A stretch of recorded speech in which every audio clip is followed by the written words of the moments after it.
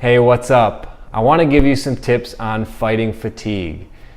There's one tip at the very end of the video that I'm really excited to share. It's gone through beta testing. I'm implementing it tonight for the next 2 weeks, and I think it's going to work really well. But if you're like me, you probably have a job, maybe even two, and you're probably overworked. I read an article on Google today that said 80% of us in the United States are fielding calls, answering emails, doing other work-related tasks, even after office hours. And these are things that really hurt our deep sleep, that sleep that we really need to have energy throughout the day.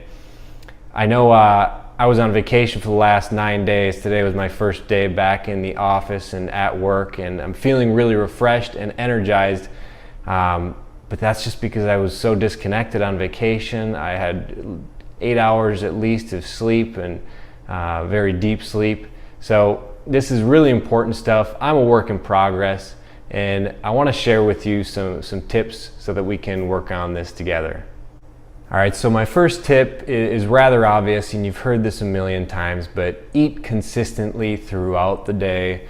If you run out of fuel, you're going to run out of steam. So shoot for 3 meals and 3 snacks a day.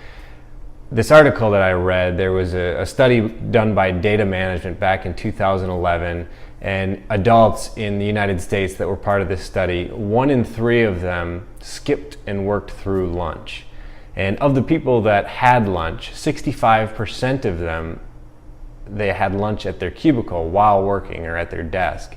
So that just goes to show how busy we are this day and age with work, but we need to eat. That time that we take away from our workday to properly fuel our body will pay us huge dividends in productivity and energy levels throughout the day. All right, so the next tip is to eat carbs. Make sure you're not completely cutting out carbs. So many of us are scared of carbs because they're going to give us all this belly fat, but we absolutely need carbs. It is a macronutrient. Now, I'm not talking about the very simple carbs that are going to spike your blood sugar levels. I'm talking about the fiber-rich whole foods, whole grains, fruits, vegetables.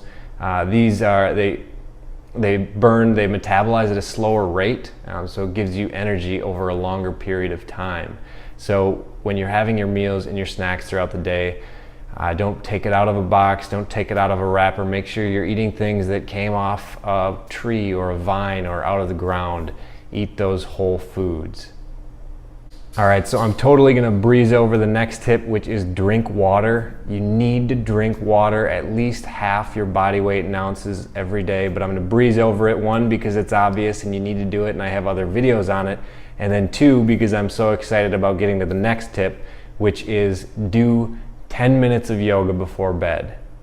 Now, I've tried a lot of other things to pull my brain away from the stressful day. I've tried playing guitar, I've tried reading a book, I've tried meditation, but at that point I'm usually too tired to properly meditate. And I've done 10 minutes of yoga a couple times over the last week, and I have slept really well. So I'm really excited to start this 2-week experiment of doing 10 minutes of yoga before bed every day. I really think it's gonna work. I'd love you to join me. I do have a 10-minute plan that I can give you. You have to message the page or comment below for that, and we can do this together. But you need to do something at the end of the day. Shut off all electronics. We've all heard that, but do something to just really disconnect and pull your brain away from the day so that you can get a restful night's sleep. So those are my tips to getting a good night's sleep and fighting fatigue throughout the workday. I hope that helps. If there's something that really works well for you, please share that in the comments as well. All right, peace out.